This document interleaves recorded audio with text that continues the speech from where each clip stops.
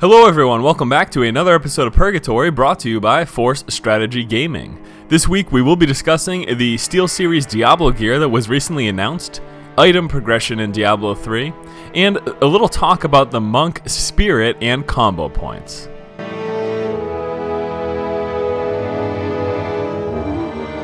SteelSeries added 2 new pieces of gear to its Diablo 3 line. Now, they already had 2 mouse pads, which themed a barbarian and witch doctor, but they have since added a Diablo-themed mouse and headset. Now, these items are not currently for sale, but they will be for sale in the near future. This was just kind of a showing of them, and I actually wanted to let everyone know that once these items do go on sale, we will be purchasing a few of them and having a giveaway. And if you don't happen to win those, then I would strongly suggest looking into buying them, because this is definitely some cool-looking gear to go along with the hack and slash goodness that will be Diablo 3.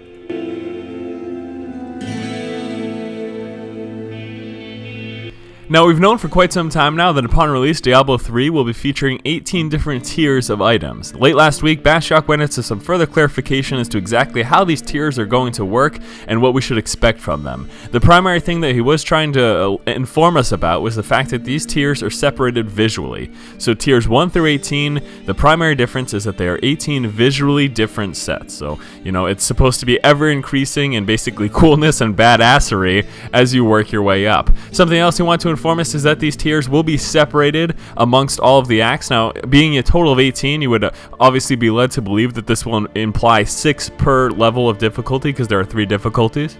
But this is not necessarily going to be the case, and as far as I'm concerned, Blizzard hasn't really decided on precisely what they will be doing, but it could very well be the case that tiers maybe 4 through 5 will be dropping in normal, and then the next 4 to 5 tiers will be dropping in nightmare, and then the remainder of the 18 will be dropping in hell.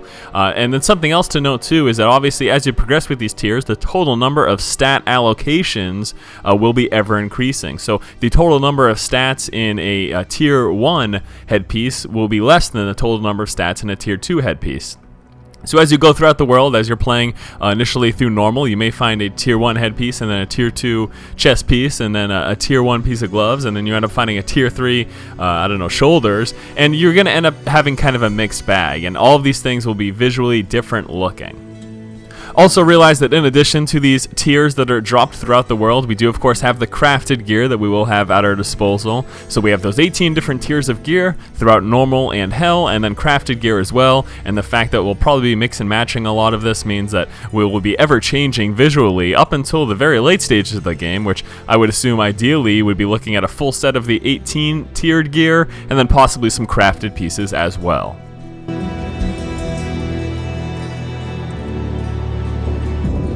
The monk's resource system is spirit. We have known this for a while now, but just the other day, Bashiok did clarify some questions that people had in terms of how spirit works, whether or not it depletes over time, or if not being used. Bashiok said that no, spirit is static, it doesn't regenerate, nor does it degenerate, and essentially how it works is that you punch demons, you use melee skills, this will build your spirit, and then the monk will use specialty skills that will spend that spirit.